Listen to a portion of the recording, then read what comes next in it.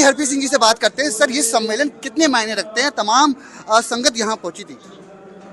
ये बहुत बड़ी अहमियत रखता है हमारे लिए, क्योंकि सिख संस्थाएं जो हैं हमारी, उनकी मजबूती के लिए ऐसी कन्वेंशन होने चाहिए। कौन लोग हैं जो महत्वाकांक्षी है और जिन्होंने ये तमाम उनकी वजह से जो तमाम चीजें हुई? पंथक परंपराओं को नहीं समझ पाते हैं, जिनके अंदर राशि लालसाएं होती है, क्योंकि राशि लालसाएं चलो होनी चाहिए, लेकिन कौम और पंथ से बड़ी नहीं होनी चाहिए। एक चीज समझना चाहूंगा, हरजिंदर सिंह धामी ने इस्तीफा दे दिया, अब क्या हो सकता है? उनकी जगह कौन जिम्मेदारी संभाल पाएगा? मुझे ये तो नहीं मालूम, पर सरदार हरजिंदर सिंह धामी का जो इस्तीफा है वो मेरे लिए बहुत दुखदायक है। एक सवाल सर, शुरुआत आपसे हुई थी, अब हरजिंदर सिंह धामी पर आ गई, अब आगे क्या होगा? और ये जो पॉलिटिकल ड्रामा या पंथक ड्रामा जो चीज़ें हो रही हैं, कैसे सुलझेंगी और पंजाब को कब एक सही दिशा में, जैसी बातें अब यहाँ पे हो रही थी, उस दिशा की ओर लेके जाया जा सके? हमारे लिए सबसे बड़ी चिंता ये है कि पंजाब में जो राजनीतिक स्पेस है वो खाली हो गया है, और उसको भरना जो है वो बहुत ज़रूरी है। और मैं पंजाब के नौजवानों को यही अपील करूंगा कि हाँ, हम इकट्ठे होएं और अपनी राजनीतिक शक्ति जो है उसको मजबूत करें। नया प्रधान कैसे चुना जाएगा? नहीं, और इसके बारे में मुझे कुछ मालूम नहीं है। एक सवाल, आखिरी सवाल पूछूंगा।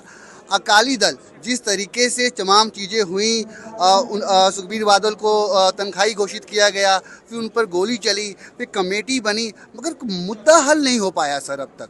यही बदकिस्मती है कि समझ नहीं पाए श्री अकाल तख्त साहब की प्रतिभा को। धन्यवाद बातचीत करने के लिए। तो आप सुन रहे थे ज्ञानी हरप्रीत सिंह को, जिन्होंने तमाम मुद्दों पर न्यूज़ 18 के साथ एक्सक्लूसिव खास बातचीत की। नई दिल्ली से मैं रवि मिश्रा, न्यूज़ 18। हरप्रीत सिंह जी से बात करते हैं। सर, ये सम्मेलन कितने मायने रखते हैं? तमाम संगत यहाँ पहुंची थी।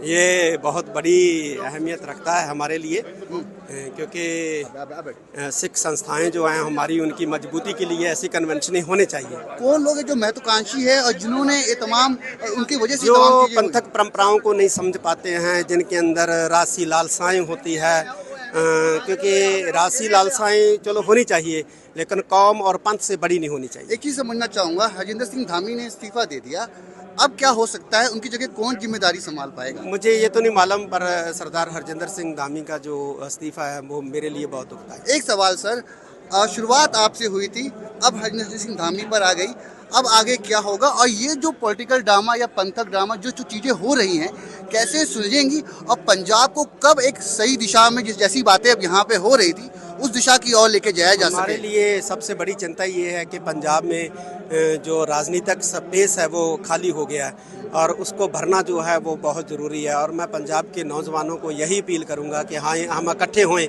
और अपनी राजनीतिक शक्ति जो है उसको मजबूत करें। नया प्रधान कैसे चुना जाएगा? नहीं, और इसके बारे में मुझे कुछ मालूम नहीं है। एक सवाल, आखिरी सवाल पूछूंगा। अकाली दल जिस तरीके से तमाम चीज़ें हुई, सुखबीर बादल को तनख्वाही घोषित किया गया, फिर उन पर गोली चली, फिर कमेटी बनी, मगर मुद्दा हल नहीं हो पाया सर अब तक। यही बदकिस्मती है कि समझ नहीं पाए श्री अकाल तख्त साहब की प्रतिभा को। धन्यवाद बातचीत करने के लिए। तो आप सुन रहे थे ज्ञानी हरप्रीत सिंह को,